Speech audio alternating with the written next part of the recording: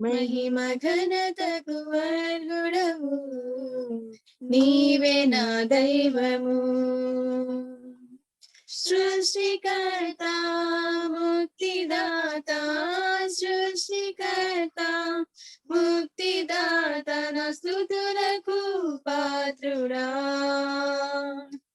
ఆరాధనా నీకే, ఆరాధనా నీకే, ఆరాధనా నీకే, ఆరాధనా నీకే. ఆరాధనా స్తుతి ఆరాధనా, ఆరాధనా నీకే,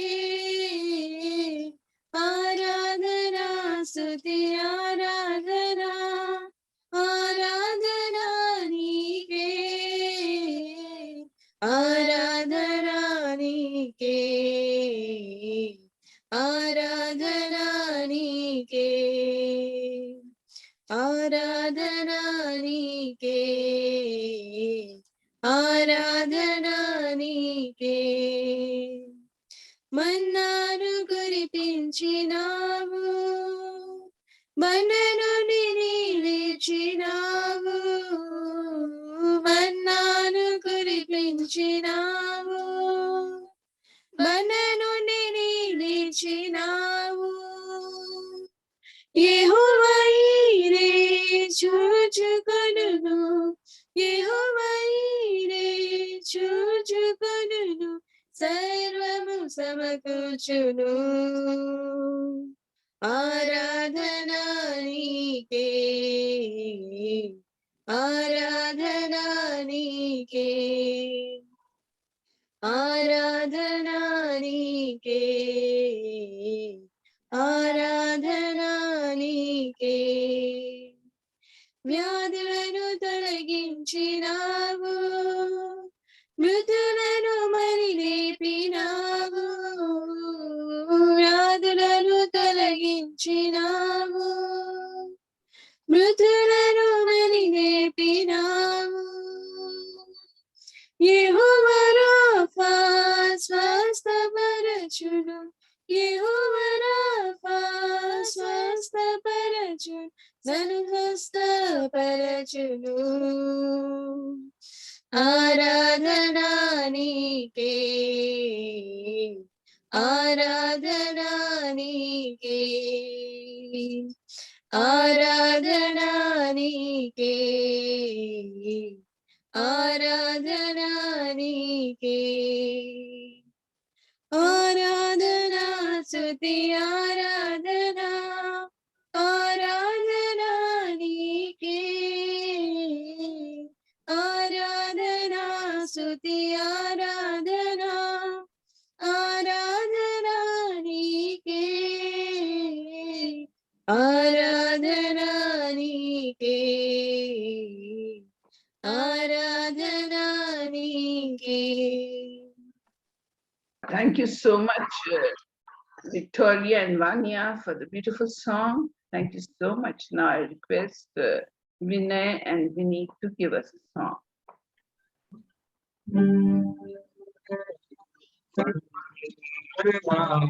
करते हम वंदना करते हम, वंदना करते हम, वंदना करते हम।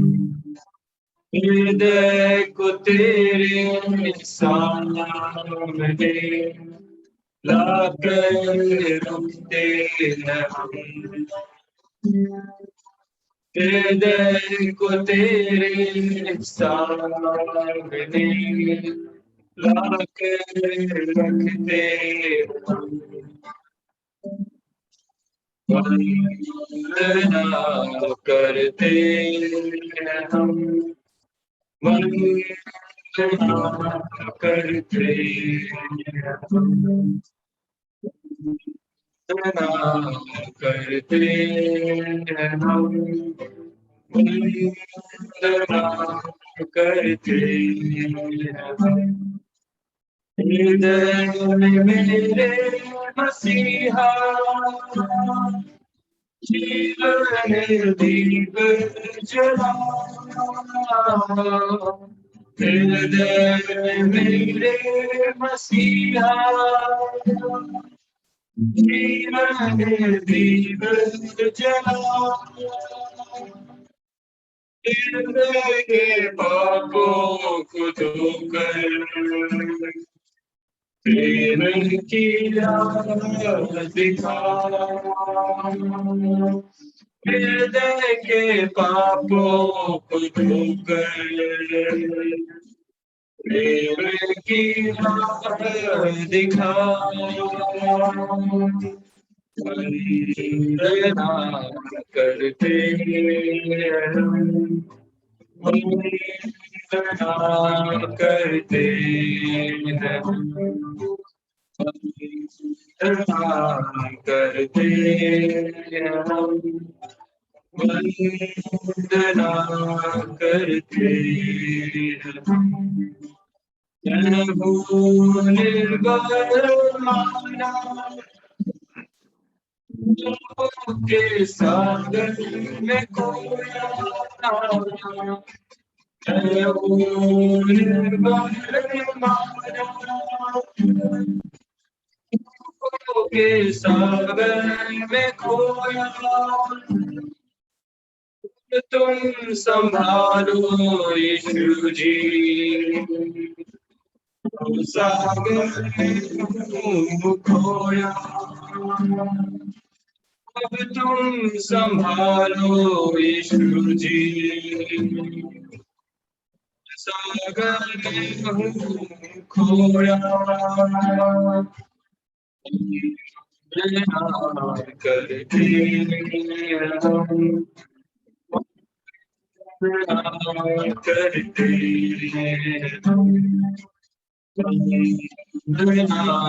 करते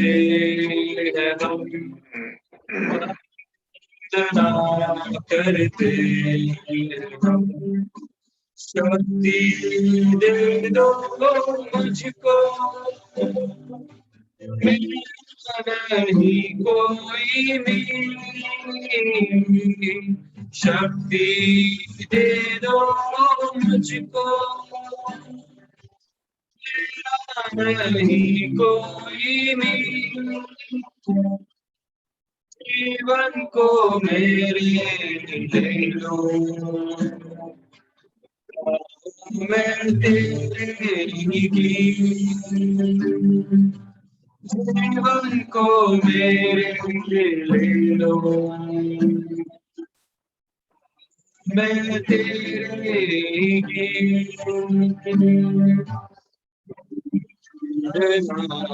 करते हैं करते हैं वंदना करते हैं करते हैं Praise God. Thank you so much, Vinay and Vinay, and also Victoria for leading us. Now, before we go into God's word, let us pray. దేవుని వాక్యం నందు ముందుకు సాగుతూ ముందు దేవుని అందరూ ప్రార్థించుదాము. Almighty hallelujah. Hata choka saharo alta. Orianta pasukan tia ko saharo kanti ko sampo ka roha. O kariento pasu aru anti o bahaso aku ari akaha ko saha ko kari anto ka pahasu akaroha. O kariento ka shapot. My beloved children, I'm right here with you in your homes, and I'm walking amongst you, and I'm knocking at the door of your hearts. నా ప్రియమైన బిడ్డలారా, నేను మీ మధ్యలో ఉన్నాను. మీ ఇంట్లో నేను ఉన్నాను. మీతో నేను సహవించి మీ మధ్యలో నేను నడుచున్నాను.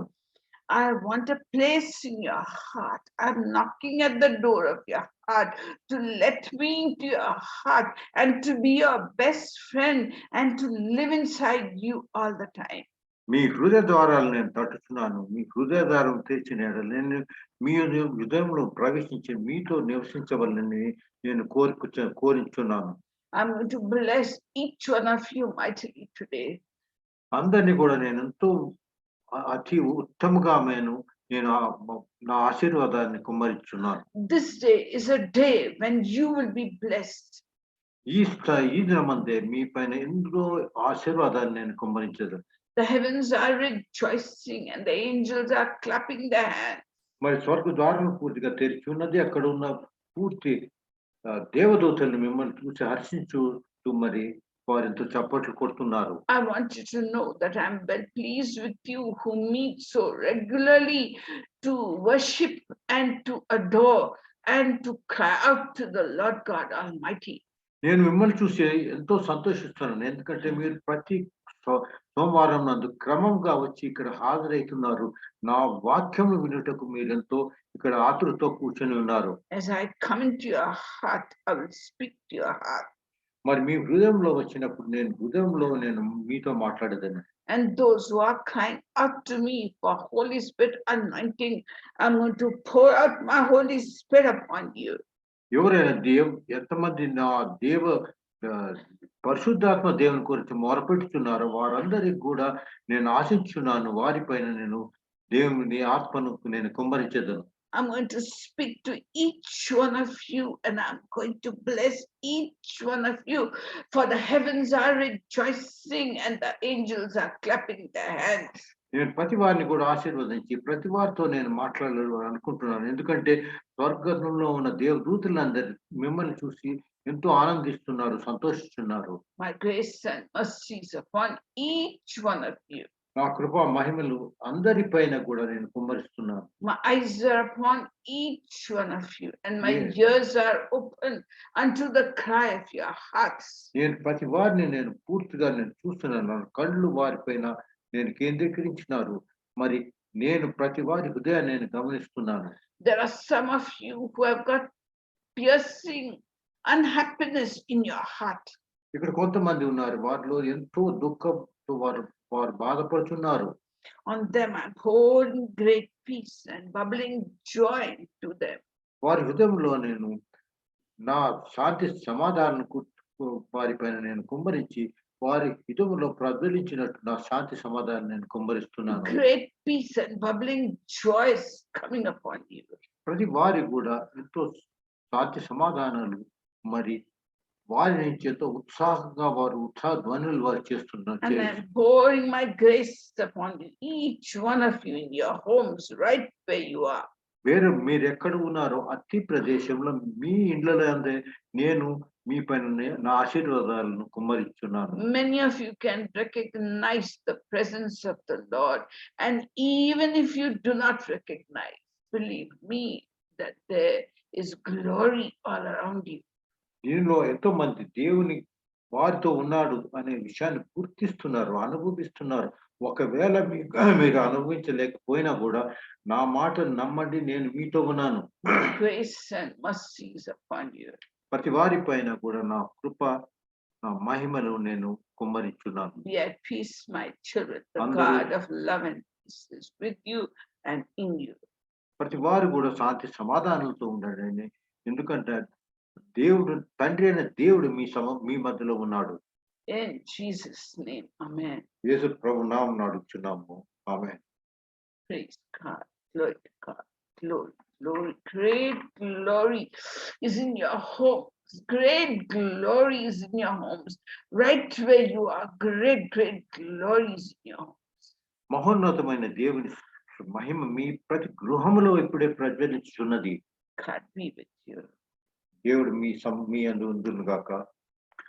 So we have been seeing the book of Samuel, 1 Samuel, and we saw last time how the Israelites took the Ark of the Covenant into the battlefield, thinking that they would win the war if they had the Ark of the Covenant. ఇంతవరకు మనం మొదటి సామ్యుయేలు గ్రంథం పఠనం చేసినప్పుడు అధ్యయించినాము. దాంట్లో ముందుగా మనకు తెలిసి ఇంతవరకు చదివినది ఏమంటే, ఈ విధంగా ఇజ్రాయెల్ ప్రజలు ఫిలిస్తీను పైన దాడి చేయుటకు వెళ్ళినప్పుడు దేవుని మందసమును తమతో తీసుకుని వెళ్ళినట్టుగా మనం చూస్తున్నాము. But the Philistines captured the Ark of the Covenant, and Eli the priest, his both sons, died in the battle. మీరు చూసినట్టయితే ఏ విధంగా ఇజ్రాయెల్ ప్రజలు దేవుని మందసమును వారు తీసుకున్నారు. దాని తర్వాత ఏలీ కుమారులు చనిపోయినారు అని మీ ప్రధాన యాజకునికి 2 కుమారులు కూడా చనిపోయినట్టుగా మనం చూస్తున్నాం. And the Philistines took the Ark of the Covenant into their territory, thinking that it would do them good. ఫిలిస్తీన్లు ఏమనుకున్నారంటే, ఈ మందసమును మన ప్రదేశంలో తీసుకుని మన దేశంలో తీసుకుని వెళ్ళిన ఎడల వీరు ఏ విధంగా ఇజ్రాయెల్ ప్రజలకు విజయాలు దొరుకుతున్నా మాకు కూడా అటువంటి విజయాలు దొరుకుతాయి అని వారు అనుకున్నారు. The Ark of the Covenant was put in the temple of their god Dagon, and their god Dagon fell down, face downwards, his head broke and his hands broke. ఆ విధంగా వారు దేవుని మందసం తీసుకుని వెళ్ళి దాగాన్ అనే వారి మందిరములో ఒక విగ్రహం ఉన్న మందిరంలో దేవుని మందసం తీసుకుని వెళ్ళారు. ఏ విధముగా ఆ మందిరం దేవుని ఉన్నప్పుడు అక్కడ విగ్రహం దాగాన్ విగ్రహం కింద పడి ఏ విధంగా అది పూర్తిగా విరిగి నలిగిపోయినట్టుగా మనం చూస్తున్నాం. And great trouble came upon the Philistines. All of them got big tumors in their body, and the rats came and devastated their land. అది కాకుండా అక్కడ ఒక పెద్ద తెగులు వచ్చినది. ఫిలిస్తీన్లు అందరూ కూడా పెద్ద గడ్డలు వాళ్ళ శరీరం పైన వచ్చినాయి. తర్వాత అక్కడ పందికొక్కులు ఎలుకలు వచ్చి అక్కడ పూర్తి వారి పంటలు నాశనం చేసినట్టుగా మనం చూస్తున్నాం. Now there were 5 lords of the Philistines, and each one of them had his own capital city. మరి అక్కడ ఈ ఫిలిస్తీన్ దేశంలో 5 రాజులు ఉండేవారు. ఆ 5 రాజులు ప్రతిపత్తి తమ క్యాపిటల్స్ అక్కడి నుంచి పూర్తిగా తమ దేశాన్ని వారు పాలించేవారు. And they took the ark from one place to the other place to the other place, and everywhere there was big tumors, and rats were destroying their land, and the people didn't know what to do. ఈ 5 ప్రదేశాల్లో మాత్రంలో మరి దేవుని మందసాన్ని మారుగా 5 ప్రదేశాలకు తీసుకుని వెళ్ళినారు. ఎక్కడ దేవుని మందసంలో ఉన్నదో అక్కడ పూర్తిగా తెగులు వచ్చి ఆ ఎలుకలు వచ్చి వారి పంటలను నాశనం చేసినట్టుగా మనం చూస్తున్నాం. So the Ark of the Covenant was there in the land of the Philistines for 7 months. అదే విధంగా దేవుని మందసము ఈ ఫిలిస్తీన్ దేశమునందు 7 నెలలు ఉన్నట్టుగా మనం చూస్తున్నాం. So they decided to return the Ark of the Covenant back to the Israelites. దాని కారణంగా ఫిలిస్తీన్లు అనుకున్నారు, ఈ మందసాన్ని మనం వాపస్ ఇజ్రాయెల్ ప్రజలకు ఇచ్చివేస్తాము అని వారిలో తలంపు వచ్చినది. So they called their priests and their diviners and asked them, how should we return the Ark of the Covenant back to the Israelites? మరి వారు తమ యాజకులను మరి శకునం చెప్పు వారిని పిలిపించి వారితో అడిగినారు, ఏ విధంగా మనం ఈ మందసాన్ని వాపస్ ఇజ్రాయెలులో పంపవలను అని వారిని అడిగినారు. So their priests and diviners suggested that they should send back with the ark guilt offerings for God. వారు ఏమన్నారంటే, యాజకులు మరి ఈ శకునం చెప్పు వారు ఏమన్నారంటే, ఇజ్రాయెల్ ప్రజలు దేవుని మీరు వాపస్ పంపేటప్పుడు దానితో కూడా అపరాధకార్థమైన అర్పణను కూడా దాంట్లో పెట్టి దాన్ని మరి ఇజ్రాయెల్ ప్రజలకు పంపించండి అని వారికి ఆదేశించినారు. With the ark they should send back 5 golden models of the tumors and 5 golden models of the rats for each of the lord of the Philistines. అప్పుడు వారు చెప్పినారంటే, ఈ శకునం చెప్పేవారు మరి వీరు యాజకులు ఏం చెప్పినారంటే, ఈ మందసంతో కూడా మరి అర్పణ ఏమిటంటే 5 గడ్డలు బంగారంతో చేసినవి, 5 ఎలుకలు ప్రతిపతి రాజానికి చెందినవి 5గా అక్కడ పెట్టి ఒక చిన్న పెట్టిలో పెట్టి ఆ మందసంతో కూడా అది కూడా పంపవలను అని వారికి ఆదేశించారు. And they should give glory to the God of Israel.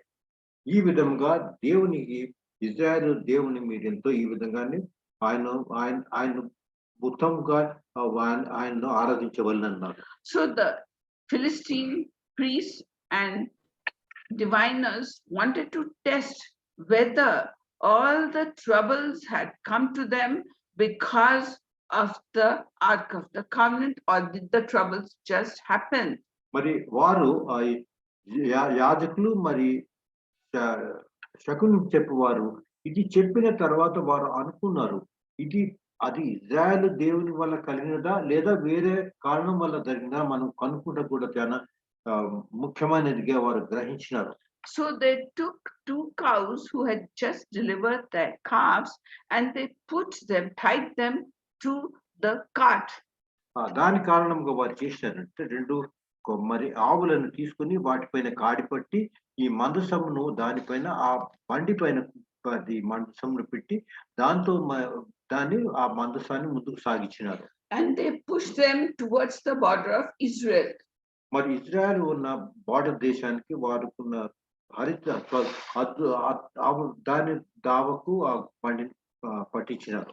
So we see that a cow who has just delivered her calf will have maternal instincts and will want to go rushing back to her calf.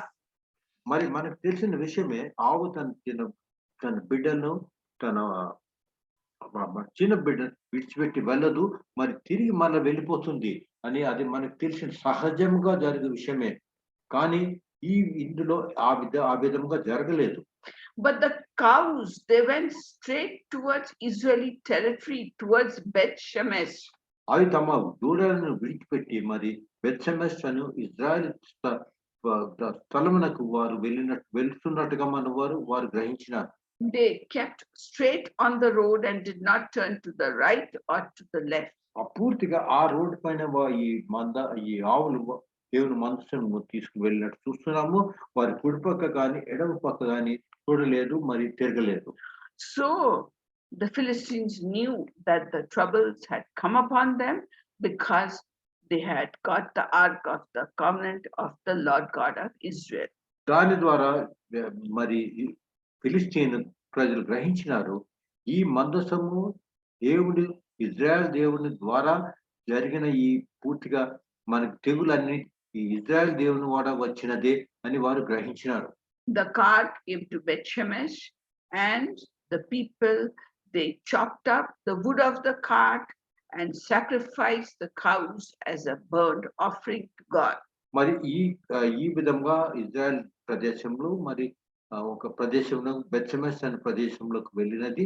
ఆ బండి అక్కడ వెళ్ళిన తర్వాత అక్కడ వారు ఏం చేశారంటే Israel ప్రజలు ఆ బండిని అక్కడ నిలిపి ఆ బండిలో ఉన్న కట్టను పూర్తిగా నరికి దాని ద్వారా దాన్ని ఈ 2 ఆవులను దహన బలిగా దేవునికి అర్పించినారు. So the Israelites, the Levites, the Levites came and took down the box containing the golden objects and took down the Ark of the Covenant from the cart. అంతకు ముందు ఆ లేవీయులను యాజకులు వచ్చి వారి దేవుని మందసము కింద నింపి దాని తర్వాత ఈ బలి సమర్పణ వచ్చినది దాన్ని కూడా అపరాధ సమర్పణ వచ్చిన మరి ఆ బంగారు సమర్పణ కూడా తీసుకొని అక్కడ దేవుని మందసంలో పెట్టినారు. Some of the people of Beth Shemesh, they looked inside the Ark of the Covenant of the Lord and they were immediately killed. 70 people were immediately killed. మరి ఎంతో ఆతృత గల ఇజ్రాయెల్ ప్రజలు ఏం చేసినారు, తొంగి చూసినారు దేవుని మందసంలో ఏమున్నది అని. వారు చూసినప్పుడు వారు ఆ విధంగా చూస్తే 70 మంది చనిపోయినట్టుగా హతులైనట్టుగా మనం చూస్తున్నాం. So why did God kill them? మరి ఎందుకు దేవుడు ఈ విధంగా వారిని హతమార్చినాడు? We find in Numbers chapter 4 and verse 15. మరి దీని కారణంగా మనం చూసినట్లయితే సంఖ్యాకాండము 4వ అధ్యాయంలో ఈ విధంగా వ్రాసి ఉన్నది. That only the Kohathites, who were a branch of the Levites, మరి లేవీలో ఒక బ్రాంచ్ అనే వర్గంలో ఉన్నవారు, దేవుని సేవలో ఉన్నవారు, only the Kohathites were to carry the holy things of the tabernacle. మరి దేవుని పరిచర్య వారు మాత్రమే దేవునిలో మందసంలో ఉన్న వస్తువులను తీసుకొని మోసుకొని వెళ్ళగలరు. But the Kothites mustn't go near the ark and look into the holy things of the Lord, even for a moment, otherwise they would die. వారు అటు ఆ విధంగా వారు చేస్తున్న హోతైలు కూడా దేవుని మందస్సంలో ఇచ్చి వారు లోపల చూడకూడకూడదు అని దేవుని ఆజ్ఞ. వారు దాన్ని క్షణంలో తీసుకొని ఒక క్షణంలో అది తీసుకొని బయటికి రావాలి. God is a very holy God and he is very powerful. మరి దేవుడు ఎంతో పరిశుద్ధమైన వాడు, ఎంతో శక్తిమంతుడు. The people of Bethshemesh had taken his presence very lightly and they had broken his laws, so God killed 70 of them.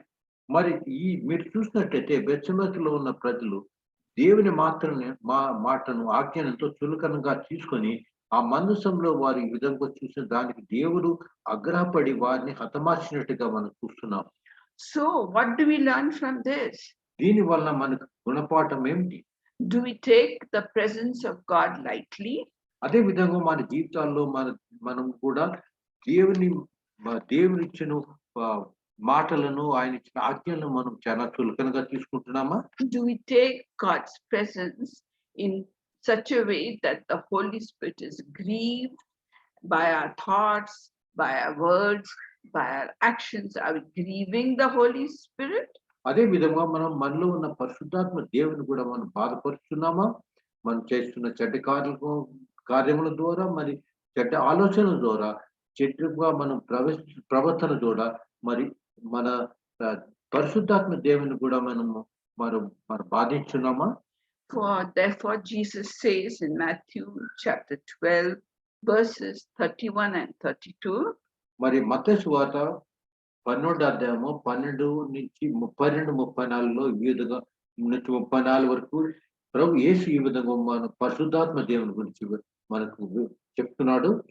Jesus says that all sins will be forgiven for people, but anybody speaking against the Holy Spirit and dishonoring the Holy Spirit, this sin will not be forgiven in this world or the next. ఎవరైనా కూడా ఏ విధమైన తప్పుడు కార్యములు చేసినా, పాపం చేసినా కూడా వారికి క్షమాపణ దొరకవచ్చును. కానీ పరిశుద్ధాత్మ దేవుని చూసి వారు నిరసంగా ఉండి వారి పరిశుద్ధాత్మ దేవుని హేళన చేసిన ఎడల వారికి ఈ యుగంలో కాదు, ప్రతి నెక్స్ట్ వచ్చి యుగంలో కూడా వారికి క్షమాపణ దొరకదు. For example, we find when a person of God is speaking in a different language we don't understand, other people laugh and make fun and say, what is this gibberish? Is it the devil talking or is it God talking? They don't know. అదే విధంగా మనం చూసినట్టయితే జనుడు ఎప్పుడైనా తన దేవుని వాక్యమును మనకు చెప్తున్నప్పుడు వారు వేరే భాషల్లో మాట్లాడుతున్నప్పుడు మనం వారిని చూసి హేళన చేస్తున్నామా?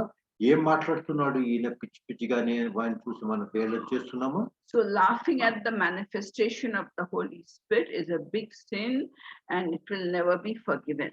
మనం గమనించవలసిన విషయం ఏమిటంటే ఆ విధముగా మన పరిశుద్ధ దేవుని హేళన చేసిన ఎడల అది ఎల్లప్పుడూ ఆ పాపం క్షమాపణ ఉండదు అని మనం దాన్ని హెచ్చరించబడవలన దాని విషయం.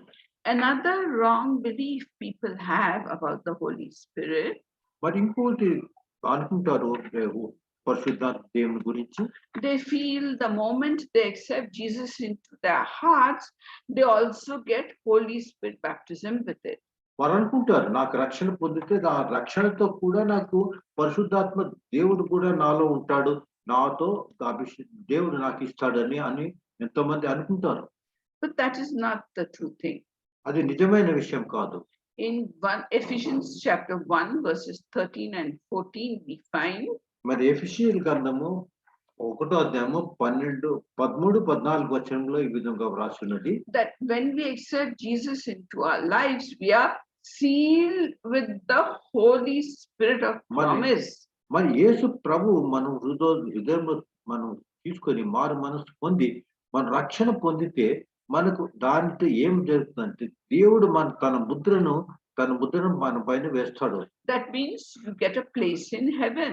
దానికి అర్థం ఏమంటే మనకు పరలోక రాజ్యంలో మనకు అర్హత ఉన్నది ప్రవేశిస్తారు. You get a seal of the Holy Spirit, just like in Government of India documents. There's a seal of Government of India.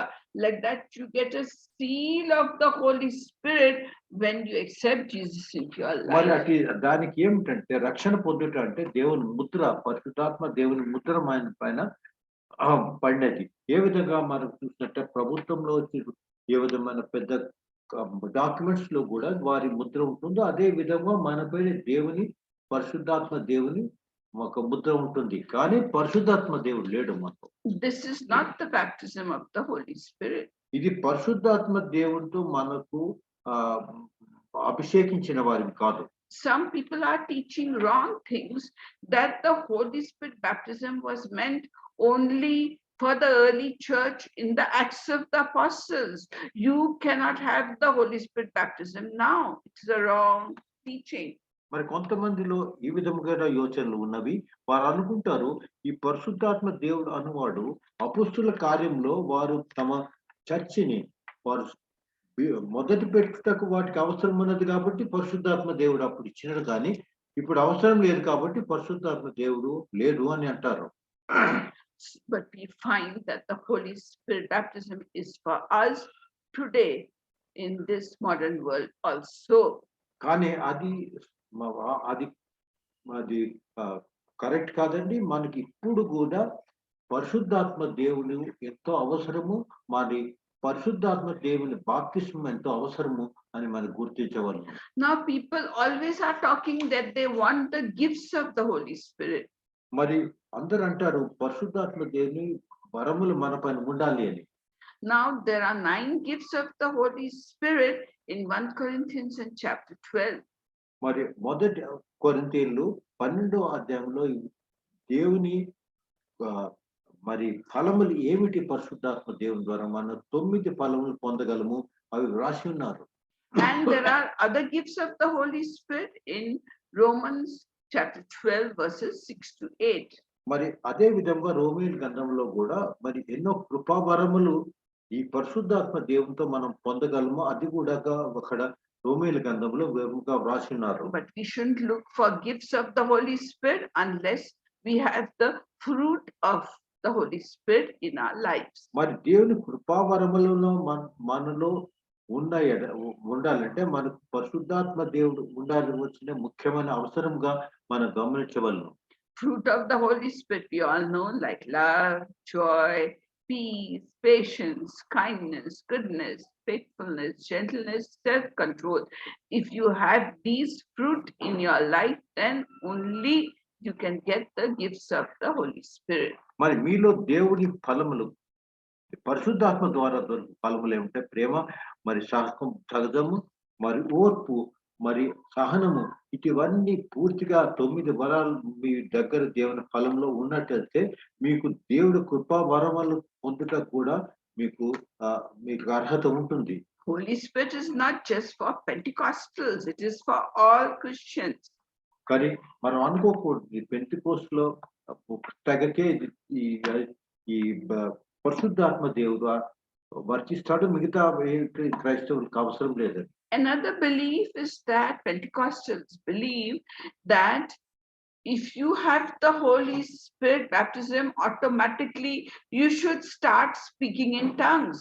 మరి కొంతమంది అంటారు, మరి ఈ పెంటెకోస్టులు చెందిన క్రైస్తవులు ఏమంటారంటే మీ దగ్గర పరిశుద్ధాత్మ దేవుడు ఉంటాడే, మీరు భాషల్లో మాట్లాడాల్సిన చాలా అవసరం అంటారు. But the Bible doesn't say that. If you see 1 Corinthians chapter 12 verses 29 to 30, it says, మరి 1 కొరింథీ 12వ అధ్యాయము 29-30 వచనములో ఈ విషయం ఏ విధంగా వ్రాసినది, మీరు పరిశుద్ధాత్మ పొందిన వారైతే భాషలతో మాట్లాడవలసిన ఉండదు, అది అవసరం ఉండదు, అంత అవసరం ఉండదు. Paul says, are all people apostles? మరి పరిశుద్ధ పౌలు అంటున్నాడు, అందరూ మనకు చెప్తున్నాడు ప్రతి వారు కూడా అపోస్తులులా? How will you answer that? No, all people are not apostles. మరి అందరూ కూడా అపోస్తులు కాదు. Are all people teachers? And the answer to that is no, all people are not teachers. మరి అందరూ కూడా దేవుని వాక్యం అధ్యాపించగల వారా టీచర్స్? దానికి కూడా జవాబు అంటే లేదు, అందరూ కాదు.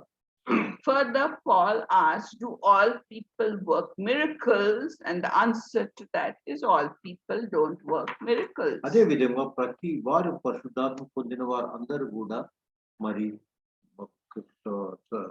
మిరకల్స్ అనగా అద్భుత క్రియలు చేయగలరా? He further says, do all people speak in tongues? So what will the answer be? No. When you get Holy Spirit, all people don't speak in tongues. అదే విధంగా మనం ప్రశ్నించేది, ప్రతి వారి పరిశుద్ధాత్మతో దింపబడిన ప్రతి వారు కూడా భాషలో మాట్లాడగలరా? లేదు, ప్రతి వారు మాట్లాడలేరు. And if you speak in tongues, the next question is, do all people interpret tongues? And for this also the answer is no, all people don't interpret tongues. మరి దానికి సంబంధించి మనం ప్రశ్నించే వరకు మరి భాషల్లో మాట్లాడుతున్న వారు చెప్పుట ఏమిటి అనే అర్థం చెప్పు వారికి అందరికీ తెలిసిన అది ఆ అర్థం ఏమిటి అని ప్రజలకు చెప్పువారు ఉన్నారా? దానికి కూడా జవాబుగా మనకు ఆన్సర్ ఏముంటుందంటే లేదంటే అందరికీ రాదు. So don't be discouraged. I mean, many people can do healings through the Holy Spirit, can remove demons through the Holy Spirit, can do great things through the Holy Spirit, but they don't speak in tongues. So we should not get discouraged thinking, I don't speak in tongues, therefore I don't have the Holy Spirit. We should not think like that. అదే విధంగా మన జీవితంలో ఇప్పుడు మనం గమనించవలసిన విషయం ఏమిటంటే, మనం నిరుత్సాహపడకూడదు మనం భాషల్లో మాట్లాడలేదని. ఎందుకంటే భాషల్లో మాట్లాడకుండానే ఎంతో మంది అద్భుత కార్యాలు చేస్తున్నారు, మరి అనారోగ్యులను పూర్తిగా తీస్తున్నారు, మరి దయ్యాలను వారిని తీసివేస్తున్నారు. అటువంటి చేస్తున్నప్పుడు వారి పరిశుద్ధాత్మ దేవుని శక్తితోనే చేస్తున్నారు కాబట్టి, కానీ వాటిని మాట్లాడడం లేదు. కాబట్టి మీరు నిరుత్సాహపడవలసిన అవసరం లేదు ఒకవేళ మీరు భాషలో మాట్లాడకపోతే. So who is the Holy Spirit? Is Holy Spirit a force? Is he a power? Who is the Holy Spirit? మరి మనం ప్రశ్నించే వరకు ఈ పరిశుద్ధాత్మ దేవుడు అంటే ఏమిటి అని మనము ఆ విషయం గురించి మనం ఎవరు ఏ విధంగా ఉంటాడని మనం ప్రశ్నించాలి. The Holy Spirit is a person, just like Father God is a person and Jesus is a person. So Holy Spirit God is also a person. అదే విధంగా మరి దేవుడు ఏ విధంగా ఒక వ్యక్తిత్వం ఉన్నదో, యేసు ప్రభుకు ఒక వ్యక్తిత్వం ఉన్నదో, అదే విధముగా మరి పరిశుద్ధాత్మ దేవునిలో కూడా ఒక వ్యక్తిత్వం ఉన్నది, ఒక వ్యక్తిగా మనం గ్రహించవలను. So in our Christian life, once we are born again, that is not enough, because we have to be overcomers till the end to be saved and reach heaven. అదే విధంగా మన జీవితాల్లో కూడా మనము మారు మనసు పొందినప్పుడు, రక్షణ పొందినప్పుడు దాని ద్వారా మనకు విజయవంత జీవితాన్ని ఎప్పుడు సాగించితేనే మనకు పరలోక రాజ్యంలో మనం ఉండగలము. To become an overcomer, we need some help, we need some guidance, and the Holy Spirit baptism gives you that guidance, that help that you need to be an overcomer. మరి ఆఖరి వరకు మనం జయించి జీవితం మనం జీవించవలన అంటే మనకు పరిశుద్ధాత్మ దేవుడు ఎంతో అవసరమో మనలో ఉండాలా, ఆయన మనకు నడుస్తూ ఉండాలి మన జీవితంలో విజయవంతంగా ముందుకు సాగవాలని. The Bible says when the Holy Spirit comes upon you, he will teach you all things and he will bring to your remembrance everything that Jesus Christ said. మరి ప్రభు యేసు మనకు చెప్తున్నాడు, దేవుని వాక్యం చెప్తున్నది ఏమంటే, మరి పరిశుద్ధాత్మ దేవుడు ఉన్న ఎడల మీ హృదయంలో ఆ పరిశుద్ధాత్మ దేవుడు పూర్తిగా మీకు ఏ విధంగా దేవుని వాక్యం అర్థం చేసుకుని విజయవంతమైన జీవితాన్ని నడచాలి అనే విషయాన్ని మనకు పూర్తిగా తెలిపిస్తాడు. So when the Holy Spirit anoints you and baptizes you, Father God and Jesus also come and live in your hearts. How? Because God is only one God, and God in three persons, Father, Son, and Holy Spirit God. So when you are anointed by the Holy Spirit, Father God and Jesus also live in your heart because there is only one God. మీరు ముఖ్యంగా గమనించవలసిన విషయం అంటే ఏమిటంటే మరి పరిశుద్ధాత్మ దేవుడు వలన మీరు అభిషేకించబడినాడంటే మాత్రము పరిశుద్ధాత్మ దేవుడు కాదు, మరి తండ్రి అయిన దేవుడు, కుమారుడైన దేవుడు అనగా త్రియేకుడైన దేవుడు కూడా మీ హృదయంలో నివసిస్తున్నాడు అనే విషయాన్ని మనం గుర్తించవలను. So coming back to our discussion in 1 Samuel and chapter 6, we find that the people did not honor God, and so God killed 70 Israelites because they dishonored God and looked into the Ark of the Covenant and broke God's law that is in Leviticus. మరి 1 Samuel గ్రంథానికి వాపస్ మనము దీని ముందుకు సాగుటకు మనం వెళ్ళినాడు. ఇంతవరకు జరిగింది ఏమిటంటే వారు ఇజ్రాయెల్ ప్రజలు ఏ విధంగా దేవుని ఆజ్ఞకు వ్యతిరేకరించి ఆ తొంగి చూసి దేవుని మందసంలో దేవుని ఆజ్ఞకు వ్యతిరేకముగా 70 మంది చనిపోయినట్టుగా మనం చూస్తున్నాం. So the Israelites brought the Ark of the Covenant to Kirith Jearim, and there it remained for 20 years, and the Israelites were very sorrowful that the Ark of the Covenant was not in Jerusalem. మరి వారు అటువంటి సమయంలో అక్కడ తీసుకొచ్చే దేవుని మందసాన్ని కిరియత్ జయరితం అనే ప్రదేశానికి వచ్చి అక్కడ దేవుని మందసాన్ని పెట్టారు. దాని తర్వాత 20 ఏళ్ళు అక్కడ ఉన్నట్టుగా మనం చూస్తున్నాం.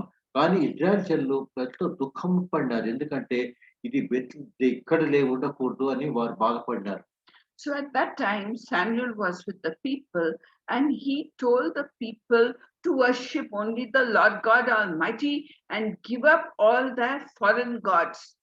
మరి అటువంటి సమయంలో సమూయేలు ప్రవక్త వారికి చెప్పినాడు ఏంటంటే, మీరు అన్య దేవతలను చూసి వాటిని మీరు ప్రేమించి వాటిని మీరు ఆరాధించకండి, యెహోవా దేవుణ్ణే మీరు పూర్తిగా ఆరాధించాలా, వేరే దేవుడి పక్క మీరు చూడకూడదని కూడా చెప్పినారు. God is telling us the same thing today, to give up all the gods that are not God Almighty, to give them up. మరి అదే విధంగా మన జీవితాల్లో ఇప్పుడు కూడా ప్రభు మనకు ఎప్పుడు ఆదేశిస్తున్నారు, మీరు ఇతర దేవతలను దేవుడిని ఆరాధించగా మీరు నన్ను మాత్రమే ఆరాధించమని మనకు దేవుడు హెచ్చరించున్నాడు. So today as Christians, we don't worship idols of wood or gold and silver and stone, but we have idols in our hearts which are dangerous.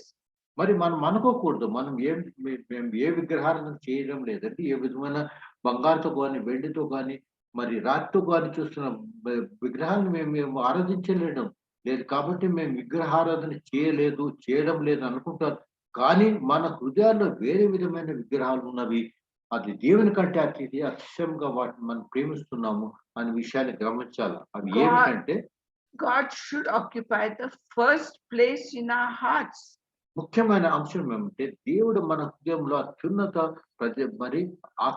అత్యున్నత స్థానంలో మన జీవితంలో ఉండవలను. But the so-called foreign gods of money, of success, of education, of jobs, of pride, of material things, anything that takes the place of God in our hearts is an idol.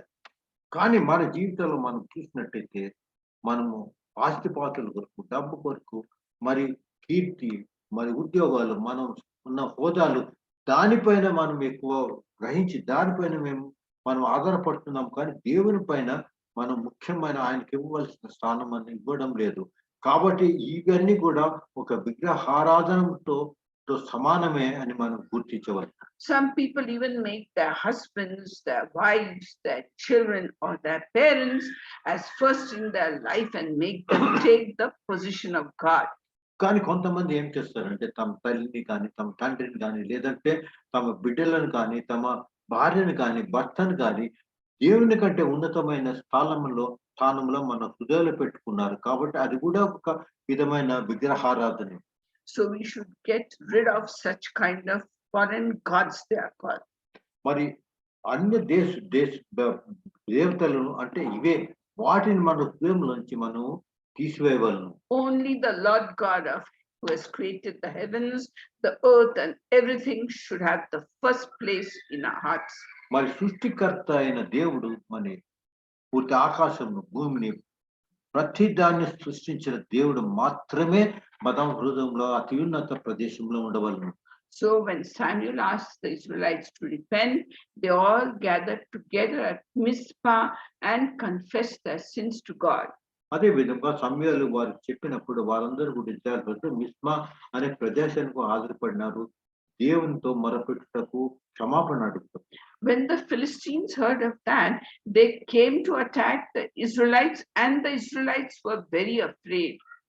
అది ఏమైనదంటే అటువంటి సమయం చూసిన ఫిలిస్తీన్లు మరి Israel ప్రజల పైన దాడి చేసినారు. మరి ఇజ్రాయెల్ ప్రజలు ఎంతో భయప్రాంతులైనారు మనం So చూస్తున్నాం. Samuel cried out to God, and he sacrificed a burnt offering. మరి అది చూసిన సమయాలు అక్కడ వెళ్ళి దేవునికి బలి అర్పణలు చేసినారు. So that day the Lord thundered from heaven with a loud thunder, and the Philistines fell into great confusion. మరి వారు అటువంటి ఆ అర్పణలు చూసిన తర్వాత దేవుని మొర వాని ఇజ్రాయెల్ ప్రజల మొరలు విని మరి ఈ ఫిలిస్తీన్ పైన పెద్ద పెద్ద మురుములు మెరుపులతోనూ వారిపైన వచ్చినట్టుగా మనం దేవుడు కురిపించినట్టుగా చూస్తున్నాము. అది దాని ద్వారా అక్కడ ఫిలిస్తీన్ ప్రజలు వచ్చి అల్లకాలంలో మన పారిపోయినట్టుగా మనం చూస్తున్నాం. So the Israelites, they ran after them, they pursued them and killed many Philistines. Israel ప్రజలు వారిని వెంబడించి పూర్తిగా వారిని తరిమి ఎంతో మందిని హతమార్చినట్టుగా మనం చూస్తున్నాం. So throughout Samuel's lifetime, God was helping the Israelites get rid and fight with the Philistines. మరి సమయంలో ఉన్న పూర్తి సమయ కాలంలో అందరూ కూడా దేవుడు ఎల్లప్పుడూ తన ప్రజలు ఇజ్రాయెల్ను పూర్తిగా వారికి కావాల్సిన వారు ఒక ప్రతి దానిలో విజయవంతంగా ఉండేటట్టు ప్రభు వారికి చూసినారు. So from this lesson today, we gather that we should never grieve the Holy Spirit of God. ముఖ్యంగా దీని ద్వారా మన గుణపాఠం ఏమిటంటే మనము ఎల్లప్పుడూ కూడా పరిశుద్ధాత్మ దేవునిని ఎప్పుడు కించపరచకూడదు, ఎప్పుడు కూడా దాన్ని బాధ పెట్టకూడదు. The Bible says we should not despise prophetic utterances. అదే విధంగా ఎవరైనా ప్రవక్తలు మాట్లాడుతున్నప్పుడు వారిని చూసి మనము హాస్యపడకూడదు. And we have also learned that God cannot be locked up in an ark or anything of that sort. మరి అదే విధంగా దేవుణ్ణి మనం చిన్న మందసంలో గానీ ఎక్కడికో పెట్టి బంధించలేము. And Jesus taught us very clearly that God is spirit, and they who worship him must worship him in spirit and in truth. మరి దేవుడు మనకు చెప్తున్నాడు తన వాక్యం ద్వారా, దేవుడు తన ఆత్మను ప్రతి వారు కూడా దేవుని తమ ఆత్మతో ఆ వారిని ఎప్పుడు ఆరాధించవలను. So let us accept the Lord Jesus Christ into our hearts and please him, not by worshiping things, but worshiping the Lord God Almighty himself through the Lord Jesus Christ, who came and died for our sins. మరి అదే విధంగా మన జీవితాల్లో కూడా మనకు ముఖ్యమైన అద్భుతమైన దాని ఏమిటంటే దేవుణ్ణే మనం ప్రేమించి యేసు ప్రభువును మన హృదయంలో పెట్టుకొని ముందు మన క్రైస్తవ జీవితం విజయంగా మనం ముందుకు సాగవాలి. May God bless his word. మరి దేవుడు తన వాక్యం